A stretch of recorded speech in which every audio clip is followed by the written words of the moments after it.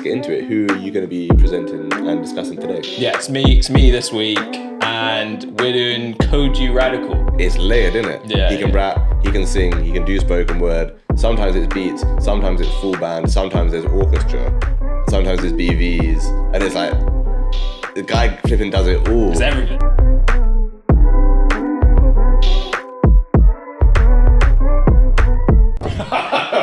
We're back at it again. All right, before we kick things off today, let's go. We're going to start with... Why are you smiling so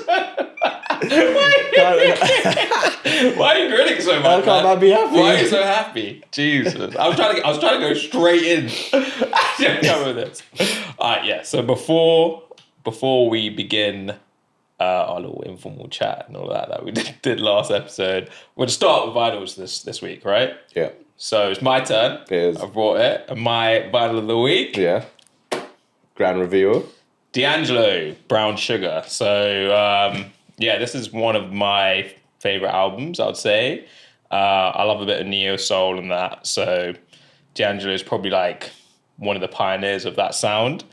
So I thought I had to have it. Obviously, I've got quite like classics in terms of my vinyls. You go quite new, and I've kind of gone old. So we're gonna have a nice little balance every week and that.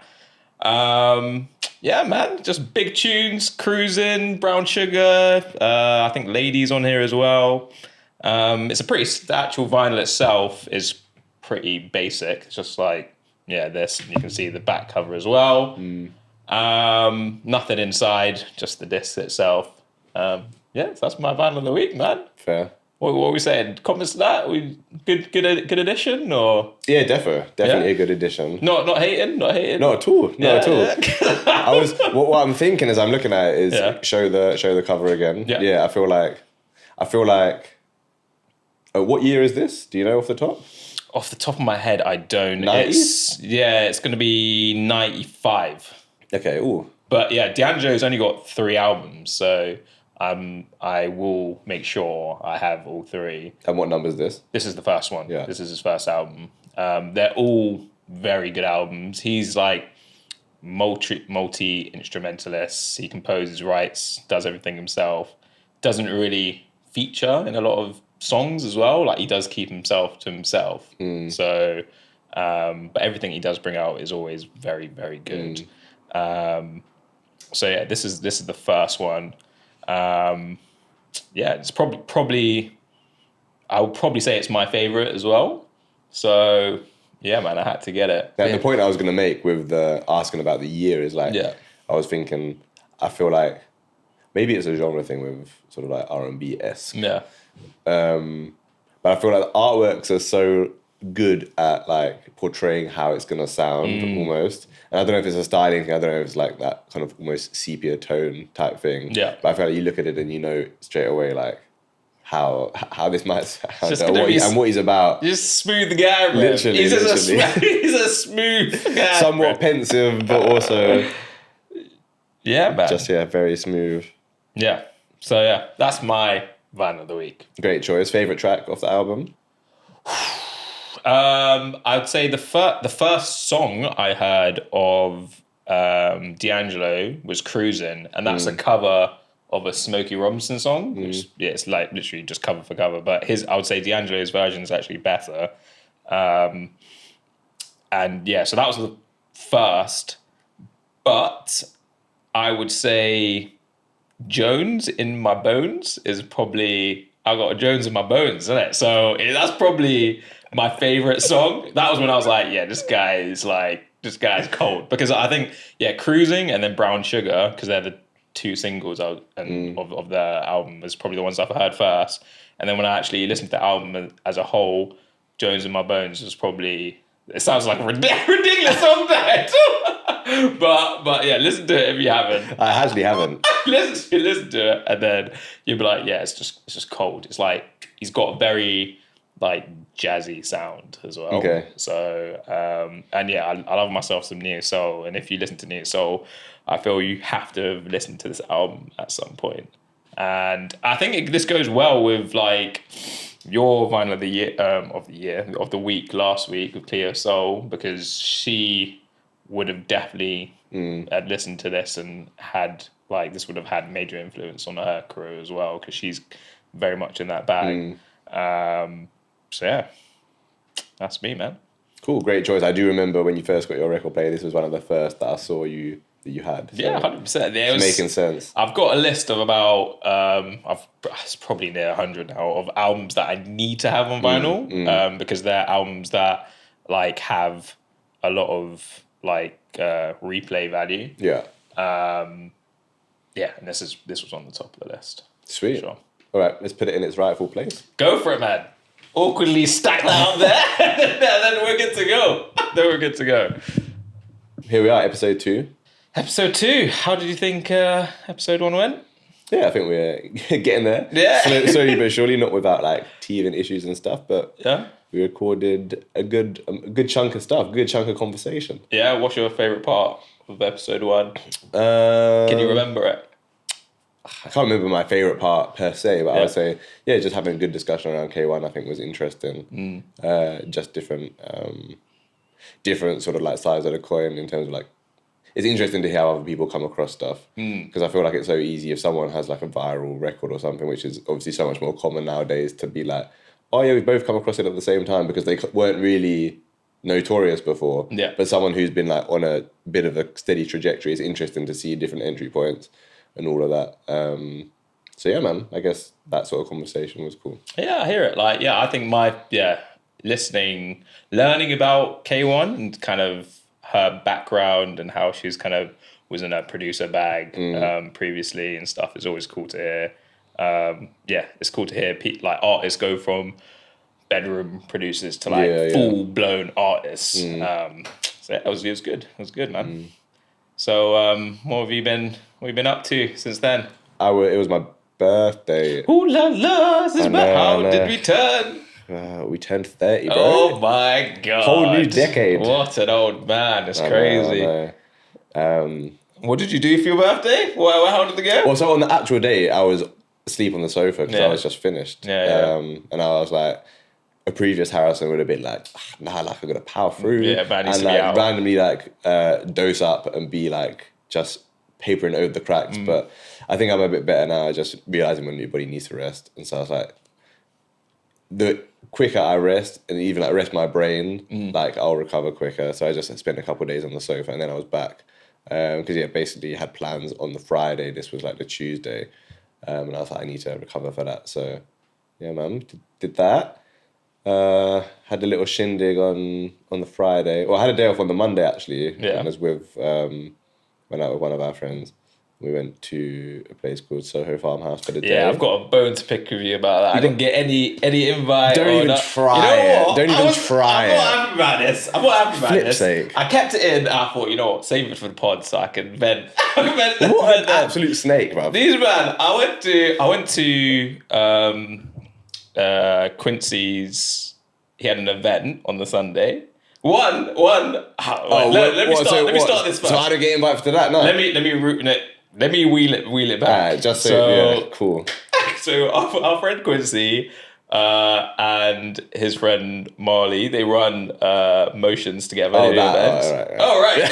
Now you understand. So they do regular events, like they do it around Europe, they do it in London and stuff. So they had one in Shoreditch. Yeah, I was ill. I was actually not going to it originally. So because I was mad tired and stuff, and I work on early Monday mornings. They often have events on Sundays and stuff. So I was like, I might give this one a miss.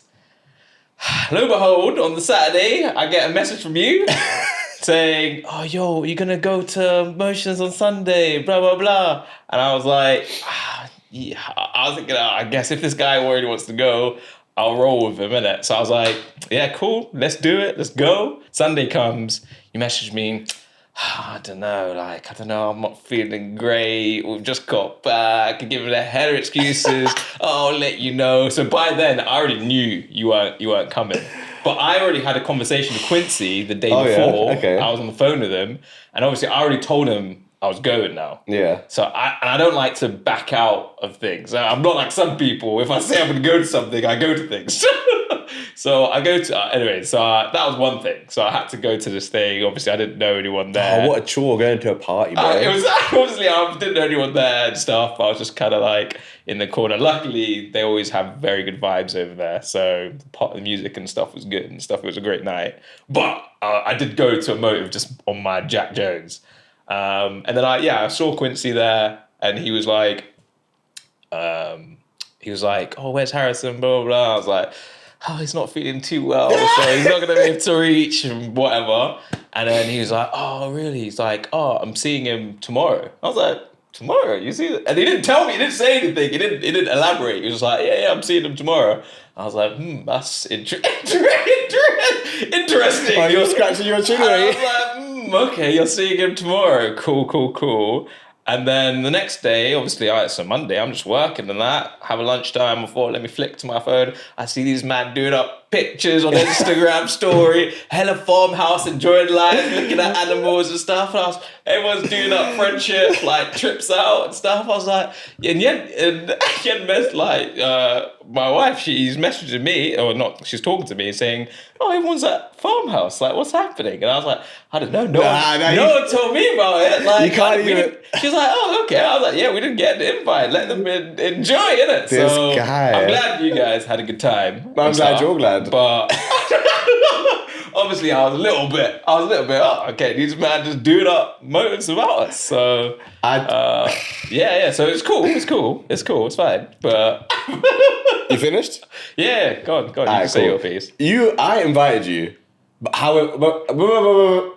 let you say your piece. Go on. I invited you, but I told you, holler Quincy, because I'm not a member at this joint, and I therefore can't be out here dishing out invites. So beyond my jurisdiction, so innit? you try to invite me. I told you holler Quincy. So you literally just said you can't invite people outside your jurisdiction. So you didn't invite me. You told me you're going, and like basically you said maybe you could go as well. Is basically what you said.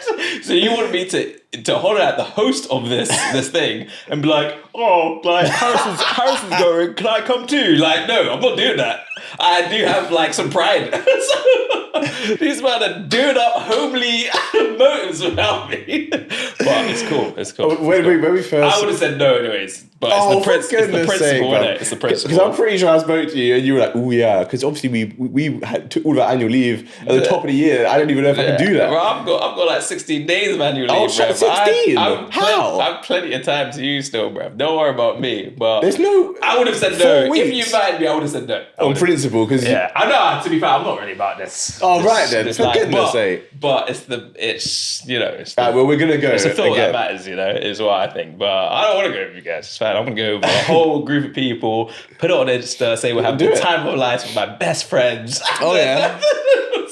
And we'll see. That's outrageous. It's fine. He told me he was gonna invite couple. Like there was a lot of people. Yeah, couple man. I wasn't part of couple man. I didn't meet the requirement, bro. I didn't meet it. Well, that's for you to pick with Q, because and I'm gonna have to. And he told me he must. Yeah. No, we don't make excuses for him. When we bring him to the pod, he'll have some. Yeah, you can have check things to answer directly, and that's it. Anyhow, if you fast forward a couple of days, then I recovered and we had my birthday on Friday where all of our friends were present, right? Yes, I was present at that. And that's what made it worse. Everyone was like, "Oh yeah, we're so how?" What do you mean everyone? It was 2 people, bro. This guy, not even 2-1. They couldn't even make it. It was so great, blah blah blah. And then I got the petty invite then as well. It was like, "Oh yeah, next time you should come," and all that. I was like, "Yeah, there's not gonna be next time. No, I don't want to come." So, yeah. But yeah, so. Though he had a party and stuff. I had a meal.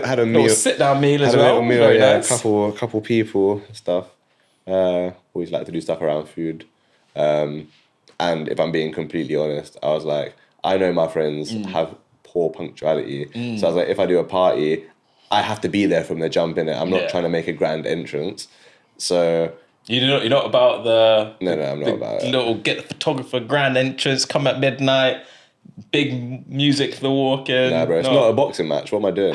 Yeah, but it's time to be a star, sometimes. Well, when you celebrate your birthday... Yeah, I'm not celebrating my birthday. But... So, yeah, I was like, this is a great way to have mitigated this problem by having a cluster of people there already. So, yeah, that was what we did. And then, yeah, man, had a DJ come through, play some tunes. Yeah, it was cool. People from different walks of life. Nice. Yeah, man, coming together. It's quite mad. Yeah, I feel like old, bro. You know when you say like, yeah, like, but you and Quincy were my second like longest standing friends there, and then there was one that trumps it by a year. I've known have a friendship with someone for 20 years. Yeah, which makes me sound hella old. That's 20 years. That's and we're approaching the same with you guys as well. That's crazy. But here we are. Far too long. So yeah, we did that. Yeah, that was fun. I feel like the night went past very quickly, but I guess it's just how it goes, isn't it? Did you go out after? You trying to have a dig? I'm asking if you went out after. Because I left you when like the party finished and stuff. Yeah. I was doing up chauffeur, like I had a group of people and stuff. So so obviously I cut, but I know you guys were planning to go out. So I'm just asking, did you? Yeah. It's such a leading question. Go on, did you go out? Tell me. Bro. Briefly, we went. We were in Shepherd's Bush, and so we went White City House for a bit, which was literally like a stone's throw across the road. Yeah, it was quite quiet actually for a Friday night. They had a DJ playing. I think it was one of the guys from Ezra Collective. Okay. Which I didn't know that they were that way inclined, but yeah, one of them was DJing. Quite an eclectic mix of stuff. And yeah, it wasn't that busy, to be fair. But yeah, we were there for maybe like 45 minutes or so, not crazy amount of time. Yeah, wanted to give it a go, see what you were saying. Shake a little leg, you know? Yeah. That sounds good. What about you? What have you been saying? I've actually been listening to like a lot more new music recently. Now, I don't know if it's because I'm conscious of what we're doing here and stuff, and I'm like, oh, I've got to make sure I'm bringing something to the table. Or like, I don't know, sometimes I just stumble across an artist and then it leads me to just like listen to a bunch of new stuff, like in similar vein and that. So yeah, I've just been doing that. And yeah, obviously we're doing this like pod thing from scratch and stuff. So we're like learning how to like video edit and deal with random like file sizes and storage and stuff. And yeah, so we're dealing with all of that, which is always interesting. Thing. Yeah, it's a whole thing, but it's good. And that's it really, man. Keeping it quiet, bro. Keeping it quiet. So when we started this pod journey, we got a little bit excited and we started going for like logos and like names and stuff like that. And then we started doing a bit of merch and that. We got a couple, we went for some cue cards and that. That's right. So there you go. Got a little N for 95 in there. That's right. But we didn't really think about what we were going to use them for. We're just like, yeah, cue cards, man. Surely, innit? Just get the branding everywhere. So yeah, obviously we're gonna do some recent rotations of what we've been listening to recently, and we've both decided to write them down to use the cue card. And I guess to be fair, if you asked me off the bat, I'd probably go and say like a throwback tune, just because easily, yeah, and because I probably did listen to it. So this time I have got one old song in there again, but I've got two newer songs as well. So okay, well let's start with the old. You want me to go first? Yeah. So I'm gonna do old last. I'm gonna go two new in the first. Yeah, I'm not gonna do what you just told me to do. That's so contrary. I don't care what you're telling me to do. I've written it as the oldest one is last. Oh, right, so fair enough. I thought you just. I'm gonna go 1, 2, Maverick. 3. I'm not gonna show my handwriting because I can barely read it looking at it. But I can't write, but whatever. So, number 1 is a song by 27 Delhi. Who? 27 Delhi. Delhi. So, I was gonna say, thank goodness for that. 27 DELLY. Okay. Called No Drill. It is a very, he's American. I want to say he's from New York, but I don't know. He doesn't have like a huge following, but I think this is his most popular song, and it is just very funky, like bouncy, but like it's got a very like 2000s like hip hop feel to it. So yeah, definitely give that a listen to. 2 is a song called Something Real by Jamin. How do you spell it? Jaymin.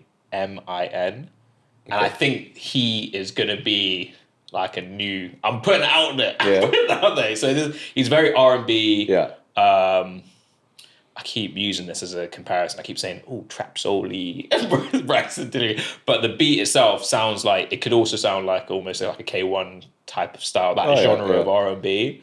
And yeah, it's just... Yeah, very, very, very good. So I think Something Real came out maybe like in September, end of September. Oh, like just a couple of weeks back. I'm new, bro. I'm Ooh, fresh. you're on the pulse, bro. How are you coming across this?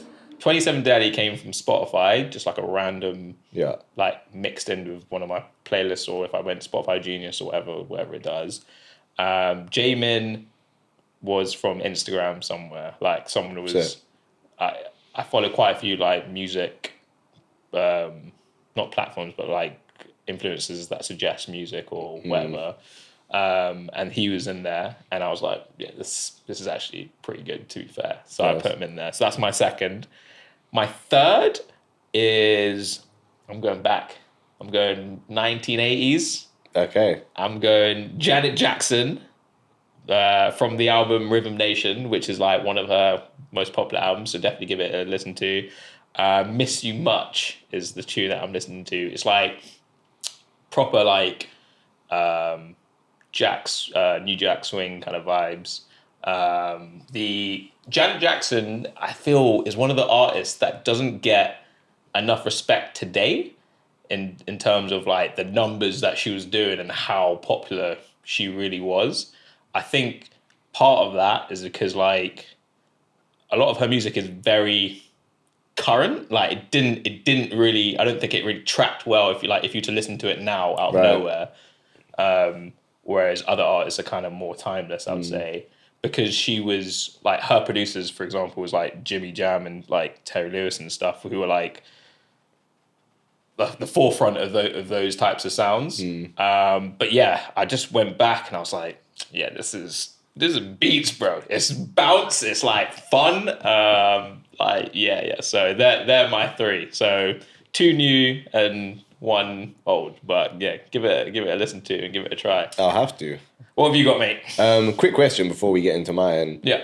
With the Janet one, you were like, oh yeah, I've been listening to this specific song. Yeah. So how do you consume stuff? Like if you suddenly come across or rediscover something, or you feel will you like bump that same thing on repeat?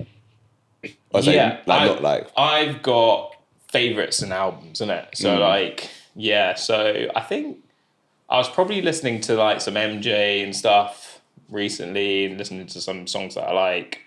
And then that kind of led me to listening to Prince and stuff. And then that leads me to listening to like The Time, which is Prince's band, which Janet Jackson's producers were a part of. And then I think that's how I started listening to Janet Jackson again. And then that's probably one of my favorite songs on that album. So I was just like bumping that tune. Like, I think, yeah, for old, like albums that I like, they're definite like favorite songs in that album. Yeah. So I might not listen to the Rhythm Nation album as a whole. Yeah. But I'm like picking little songs, or I'm just picking her as an artist, and I'm like, ooh, I like this song, I like that song, and then I'm just like going through it that way. But I can't. Yeah, so that's why there's like particular old songs that I like to listen to. So come on, tell me what you got. What you got? So it's interesting listening to your process, how you go through like this leads to this, and then that is a periphery to this. So I'm now here. Like. Yeah, because sometimes I just want to like, if I want to go back as well, I'm like, I want to listen to like a whole genre or like the full kind of history of it kind of thing. Interesting. I don't want to like, I'm not going to listen to like if I'm listening to like 70s stuff, well, I'm not going to listen to just like 70s, just decade. It will be like something, it will be like a genre within that kind of thing. So it was very Minneapolis, New Jack Swing kind of vibes in the last couple of weeks, which like led me to Janet Jackson. And she's the one, bro. She's very much slept on, I would say. Like disrespected a little bit, I would say. Definitely. But she's maybe because she's a Jackson, maybe, and like, but she's an icon in her own rights, 100%. Cool, nice, great selection. Thank you. I'll have to check out 27 Delhi. Bro, listen to that tune. That's probably the song I've listened to the most out of the three, and it's one of them ones like I've just replayed, like rewinded it, like and just wheeled it up like a few times. To be fair, I'm gonna check it today. Yeah, and not like stupidly. So to be fair, so like, check it out, and trust me, you'll like it. Cool. Alrighty. So mine, I've got one artist to highlight today, and that is Tendai. Okay. He's put a new track out called Explain, which come out very recently. And yeah, that's just sent me back into a whole of like his like catalogue to date, to be fair. Which to be fair, only dates back a couple years. But yeah, he's got some very, very good stuff. Yeah, I'll say he's got a project, his longest project is called The Rain. Trying to think, I think there's 10 tracks on there. And then he's got he did like 2 3-track EPs. One of them is called 3-2, which was the second iteration of that. That one's very good. And then he's just to call out another specific track as well. He's got another track called Pressure, which is cool as well. Yeah, just very bouncy, good vibe, and yeah, he's just super talented. Produces, writes, performs all of his own stuff. Yeah, just one of those kids in the. In episode 1, we were talking about Elam. He was one of one of Elam's alumni as well. And yeah, when he did The Rain, the sort of like campaign around that, it was all black and white. So like all of the videos were black and white. All of his like social content was black and white. And what he's been sort of like his new world. I think the language he's using is I've been sort of thinking in color more recently, and so. The rollout for this has sort of been, it's really intriguing visual of him like painting abstract color strokes and stuff on a canvas basically, and the new music being the sound bed for that, and some other stuff with him playing the piano. He's just a super talented kid, and yeah, there's more music that he's been teasing to come. So I'm excited to see the next sort of phase of him, and this new record has been sort of like sending me back, I guess, and I feel like. A lot of modern, makes me sound old, but some of the recent music within the last 5 years, I feel like we've seen a shortening of tracks, like around the 2 to 2.5 minute mark. And Tendai, a lot of like some of his stuff is shorter like that as well. But I do like it because it's sort of like it has repeat play value because it's like short and you're like, I do just want to hear that again. But also, we're not getting into like 3 verses and a bridge. Like you hear this sort of like sonic world that he's built for this moment in time, and then it sort of moves into something a bit different, and I like the fact that it's a bit choppy like that. So yeah, that's one artist that I'll call out. And my second one, it's not necessarily, it's more of a, we talked about mood-based listening last time, and I have recently got back into running after years of being out of running because I've had insufficient footwear for it, and I've been like, I wonder why I can't run because I don't have footwear, and so strangely my feet have been giving me grief. So what footwear have we gone for then? So I have recently purchased the Nike Vomero 18s. Okay. And they're treating you well, after much research, yeah. Okay. The segue into this is like, so I've been listening to DJ mixes. So I've only been doing like 5Ks in the first instance just to build up my pace again, really. And because it's a short, sharp burst, essentially 5K, like kind of segueing from the 10-day conversation, I don't really want to be listening to full songs, which sounds very maybe privileged or whatever. But like, so I listen to DJ mixes.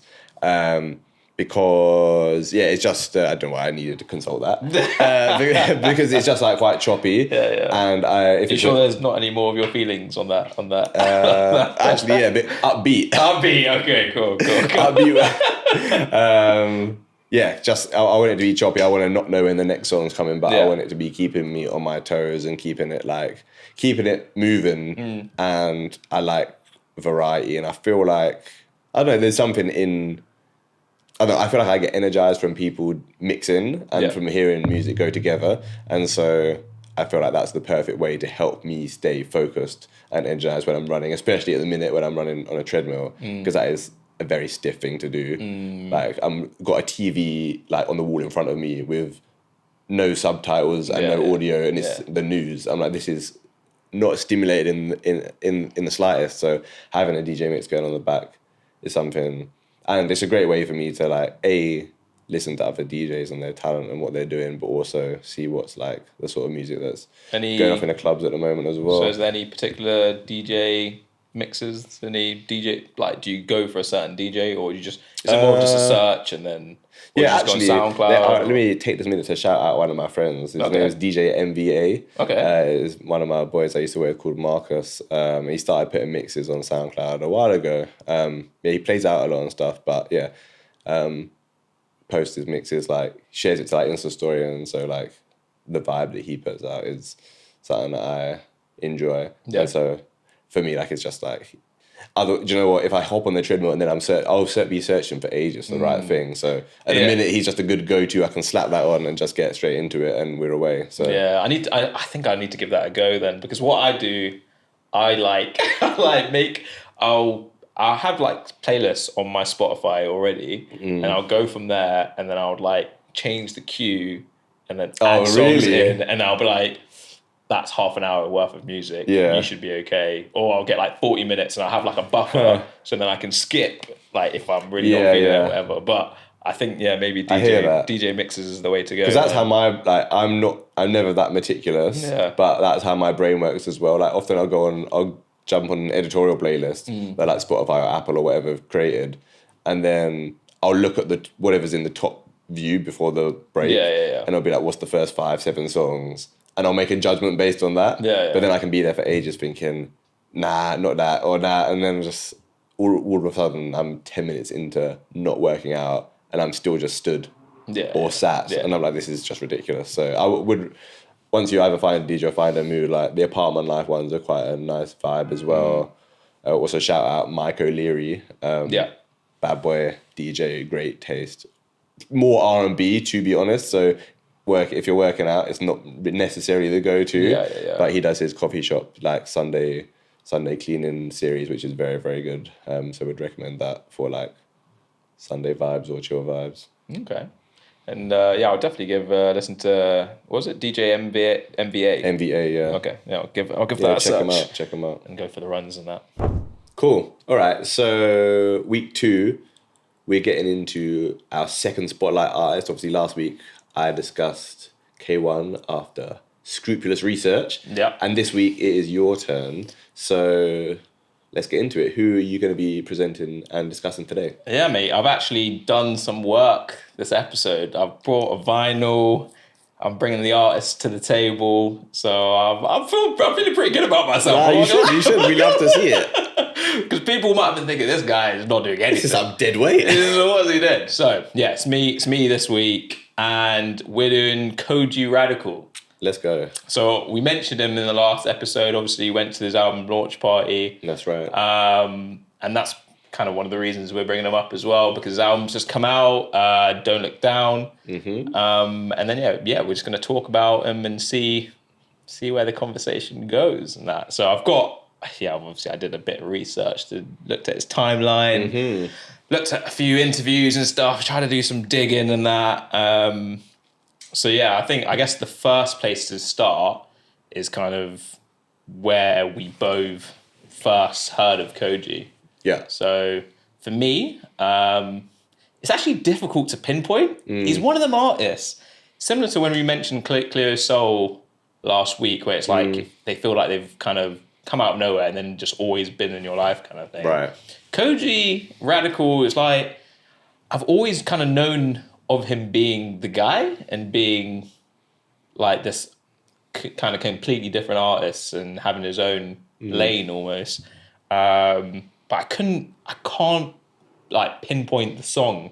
I think it might have been, for me, like, it's about time we brought this up. Yeah. Like, I'm a bit of a hater when it comes to like a lot of UK like rap and stuff and music in general, innit? Like you I'm are. very much like more US than UK. You are. And it's taken like I've had to work and try to like more like UK and What a stuff. hardship. But one of the first artists for me that I liked was Jay Prince. Yeah. That was probably it was probably like the only UK artist at that time for me that I listened to and I liked straight off the bat. And I didn't have to try to. Because he sounds American. Yeah, because his beats are very hip hoppy and like quite US and stuff. But so I'm pretty sure I heard of Kojey through Jay Prince because they collaborate quite often. And I think it might have been the song Love Is, which was off of one of Jay Prince's albums. I think it was the album that followed Late Summers, but I can't remember what that was called. But that's 2018. But that seems quite late. I feel Kojey Radical was about like for quite a time before that still. So I feel I might have known him before, but I can't pinpoint it. What about you? Yeah, it's interesting. I can pinpoint it quite well. Yeah. For a good reason, which I'll come on to. I think he's been around since 2015, I want to say. But I wasn't aware of him then. Yeah.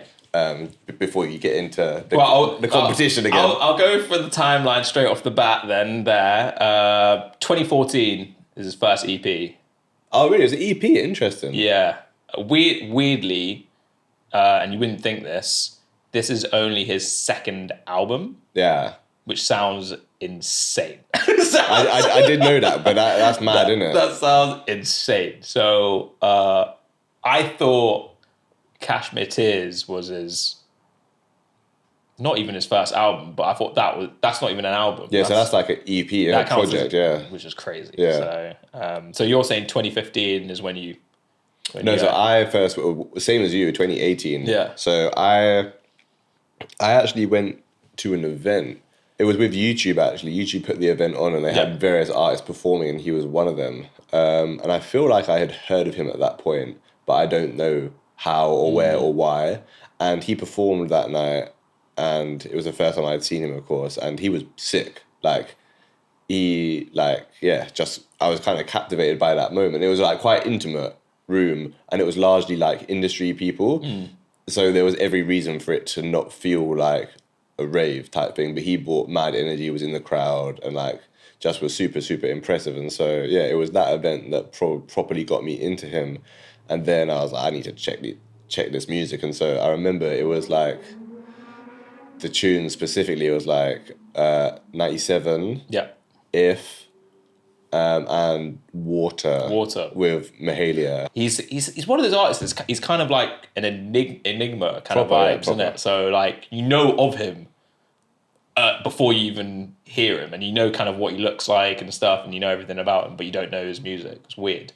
I think it speaks to his like, he's just a proper creative, isn't Yeah, he's just got that aura about him, doesn't he? Like he's done presented fashion awards. Like you're taking my facts in, bro.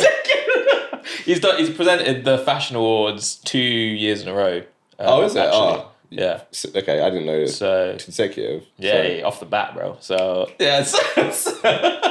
So he's done that with. I think he did it with Maya Jama both occasions. He himself went to London College of Fashion as well. Okay. So that he's got that like root and background. Yeah, but I think he did like illustration. Yeah. So when he was first kind of thinking about what he wanted to do in the future, he wanted to be like a storyboard artist and go into like illustration in that way. And it was only through I'm not sure if you remember like when there was like a big spoken word movement in London, especially like with George the Poet and artists like that. Yeah. He was kind of in that movement as well. So that's kind of where he first started. And he's always thought like, what is this a thing that can make like have an edge on everyone else? And he started doing more music attached to it. And that's how it wasn't through like traditional means of like being like a grime MC and then saying I want to do this, that and that. It was more like an artistic approach, which kind of speaks to the artist that he is. And like he's just very artsy. He's got a whole everything that he does. It feels like there's meaning behind it. There's a reason for it being there. Yeah. So he's very, very much rooted in fashion from day, which is quite cool.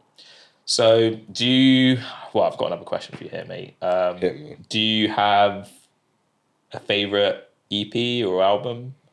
You can include this one as well, the Don't Let Down. Yeah, I think Don't Let Down is brilliant. Yeah. Like, I think it's such a cohesive body of work. And I know that can feel a bit of a buzz sort of phrase, if you like. But yeah, like genuinely listening from it from top to bottom, like it's 45 minutes long, and it feels like such a natural piece of music. And, you know, sometimes you got like singles and stuff that's very standout. And it feels maybe distinct from the other music. So I would say that, I think the album's really, really brilliant, and musically something that he and the UK music scene period should be really proud of producing. Yeah. Because I think, the musicality, the features, everything on it is brilliant. But I think the three that I mentioned before, I think because of they're quite special to me, because it was the first time of me really having like an awareness of him and seeing how they translated live. I feel like meant quite a lot. Yeah. And then when I listened back to them, like it was even more impressive when you like that was great, and then hearing like the full mastered version in your ears loud. I was like, oh, this is really, really good. This guy and he translated it really well on stage in like without a full band. This guy's not mucking about. Like he's doing it proper. Yeah, I think for me, my favorite album is still not album, EP, still Cashmere Tears, which came out in 2019. And that's, for me, I think that was probably the first album, again, because by that point, now I've listened to him and I've listened to his singles and stuff. That was probably the first album where I was like waiting for him to release, and I was looking forward to it. And it delivered. Like the actual single Cashmere Tears is a big tune. Sugar is probably my favorite Kojey song, I would say. Okay. And it goes in like it's weird because it's hard because he sings and he raps. Like I don't really know where to what to put, what pigeonhole to kind of, he can't fit the pigeonhole. He's one of them, man. Like I can't compare him to anyone else. So and that's why I like him so much. And going to your point, like he's an artist that really cares about like body of work, like actual project rather than just the songs by itself. So he's done like the whole kind of Don't Look Down thing was all about like insecurity and kind of fear of like failure essentially, and you can hear that in a lot of the songs and stuff, and it carries through. So I think it's really cool. A question for you again, what other artists do you think are kind of like that in the way that they release projects, like an album in its entirety that you can listen through and it has that like continuity? Like for me, in terms of like rappers and stuff, like Dave is definitely one for me, and that's why I'm looking forward to his album coming up now, because the project as a whole, it's like you can just listen to the album like isolated, and it's just good. Like you don't have to pick and point and say I'm just going to listen to this single, I'm just going to listen to this. So do you think there are any other artists in the UK scene that are kind of like that? Yeah, it's a good question. I would say Wretch. Yes. Personally, I think his latest album, Home, is very much like it's conceptual, and therefore he's been able to sprinkle like that throughout, and it's cohesive, and there's different points that touch on different things, and it can be vibes and it can be deep and it can be all of that. But I think he's good at being able to stay rooted in the theme of something that he's trying to communicate. Yeah. Dave, as you say, and I think, Stormzy's third album, This Is What I Mean, I think even the title of it is like setting out his shop like intentionally from the start. And I think that was quite, again, it's got like some heavier rap songs on it, but it's also got some like love songs, some ballads, some heartbreak songs. And I think it's interesting hearing, it's not even a juxtaposition, but how the two, like the fierce rap and the heartbreak, like almost sad boy, like retrospective, like songs can kind of coexist, because it's like those two emotions are things that can coexist when you're going through stuff like that. And he's another one who takes a great deal of care and pride in the craft of what he's putting out. I would say though, the three that we've mentioned are probably some of the main ones. Yeah, so a point that was brought up in an interview that I watched recently with Kojey Radical is he preferred by his peers than the actual fans? Because I think he's one of those artists that like every rapper or every person in the music scene that knows of him is like, yeah, Kojey's Cold. the guy. He's the guy. He's in his own world kind of thing. And he, like, everything he touches is amazing. But it doesn't seem to translate. Well, it does. It obviously he's very successful, and it does, like, he tours well and stuff. But is he kind of where he should be, or where we would like him to be commercially, you would say? Yeah, that's a really good question. I would say, I think of it myself and I'm like, all right, cool. How did I first get into like UK rap? And it's obviously growing up in London, you're around it. But it's also what people are playing in the playground, what, when you're at the right age, shows people are going to, and why people are going to those shows, because someone's popping and why they popping. Yeah. More often than not, it's because they've had a hit record. And I feel like Kojey's an artist who hasn't, in the traditional sense, like had a hit record that's been like, you know, one that reaches the charts and those sorts of measures. And that's by no way to take away from how great of an artist he is, but it's just like a general consumption measure. And so I feel like so many of these like hit records can be signaling factors as to why people should care about someone. And it would be like because of the numbers that it's put up, or because of maybe something that's traveled based on not necessarily like a contentious lyric, but something that's like really sparked conversation amongst like chatter in the school gates or whatever. And so I feel like that is such a great catalyst for bringing in fans en masse. And I feel like where we live in a more instant world now, some people might not quite have the time or attention span to take in albums, where he's an albums person. And I feel like, I would say no, he's not where he should be, like in terms of respect and in terms of success, because I feel like so often success is measured based on those sort of more vanity metrics or commercial based metrics. But it's like the success of his music and the success of him being able to translate concepts into beautiful pieces of art that are like, as you say, transcend genre. That's wildly successful in my opinion. Cashmere Tears came out in 2019, and then obviously it started kind of gaining some traction, and then COVID hit, which I can't, basically he couldn't tour that release at all, right? Which I feel, again, going back to like he got signed in 2018 as well, I believe.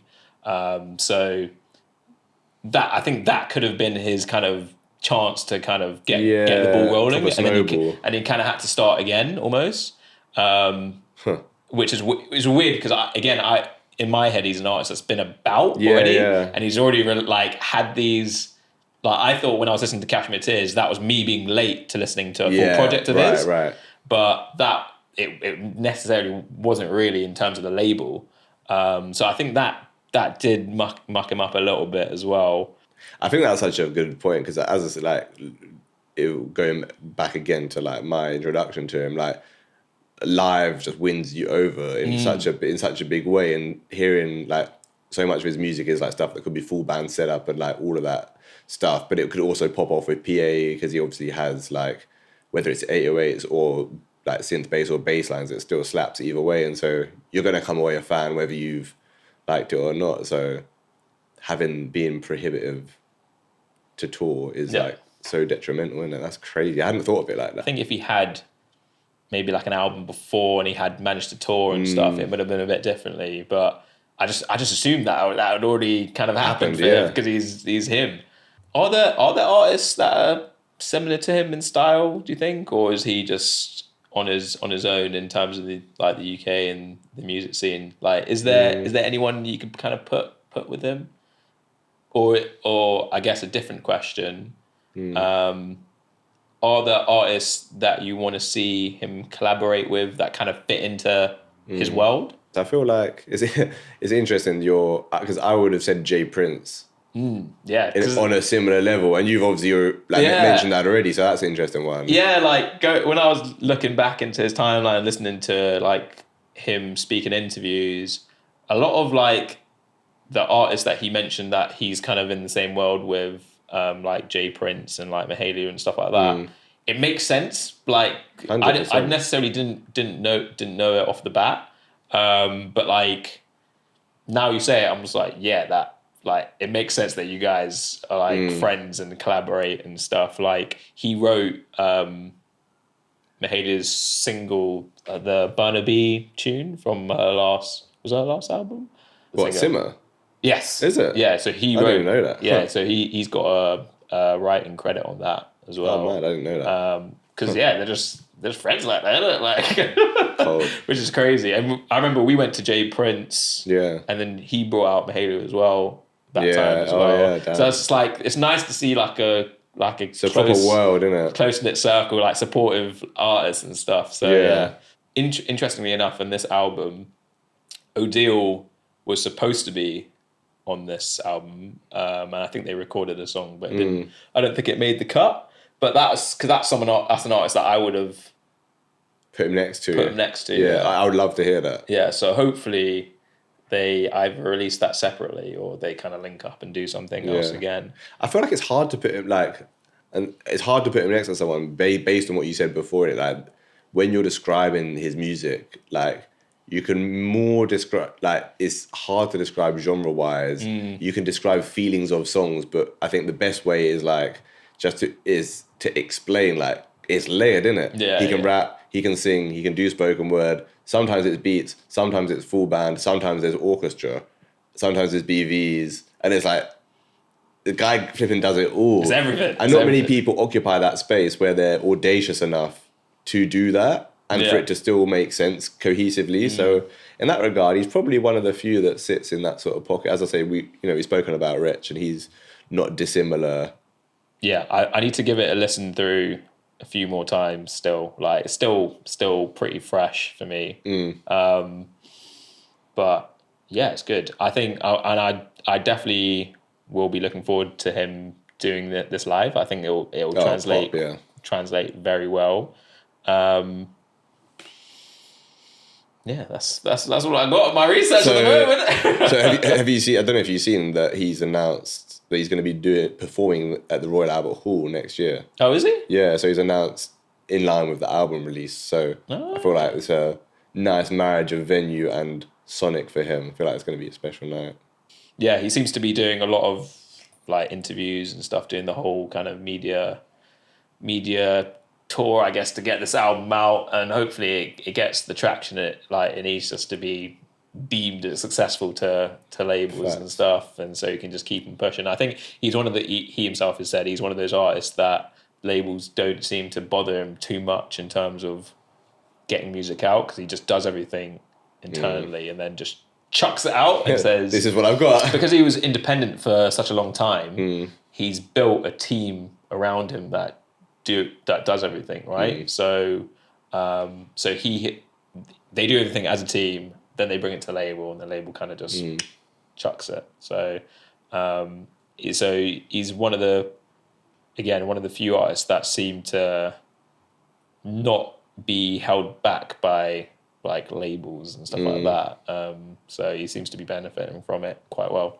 I think it's what you alluded to before, a testament to his peer group, innit? Like, a lot of artists, especially if they're younger and are relatively new, will be like, I don't know the who's who. Whereas he's like got probably one of the best black books of like British music connections ever. Yeah. And so he has so many friendships where it'd be like, oh, we just was in the room with all the people that was on the album, like Emanike, Swindle, Jazz Karis, like the guys from Ezra, like, and so it's just like it all makes sense. And he's like, he knows how he wants something to sound, and therefore he knows who are the people to bring that to life, which is a unique position to be in. All right, so to close this off, Don't Look Down. Any like favorite songs off of that for people? Like if you don't have time in your busy life to listen to the album, listen to this, and then you'll be in. Yeah. Anything off the bat? Yeah, I got 3. Oh, flipping out. But they're all for different reasons. Okay. So there's a track called Rotation, Okay. which is like just good rap record, energy from the jump, and just get straight into it. Yeah. There's a record called Comfortable, which I really like. Like it's got a happy and bouncy sort of feel to it. Yeah. And he's a bit more singing on that as well. One of them ones where I was like, oh, this is Kojey. Yeah. And then the final track on that album is Baby Boy. Yeah. Still a rap record, but like one of those more sort of like reflective ones. Yeah. So something for everyone on the album for real. And would definitely highlight those 3 as some sort of like personal favorites.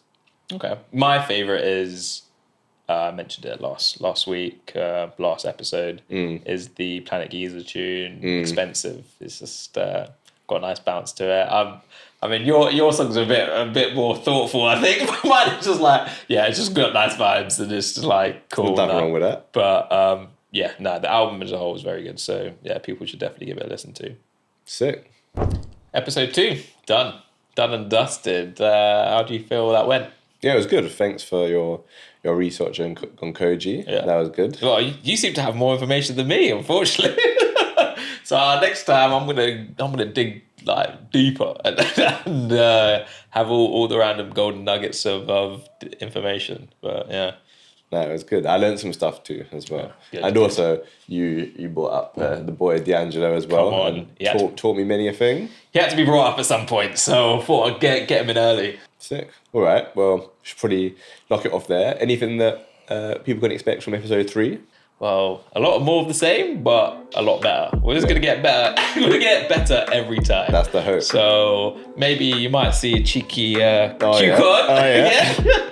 Might see more branding. You never know. More recent rotations. A new vinyl of the week. We might have an artist spotlight again. We might not. We might have a different segment. We'll see. So they have to tune in and find out. They will. Cool. Well, we've been 95. Stay locked. Hope people have enjoyed listening to this conversation. There and that's you go. episode 2. Yeah. Done and dusted. Peace.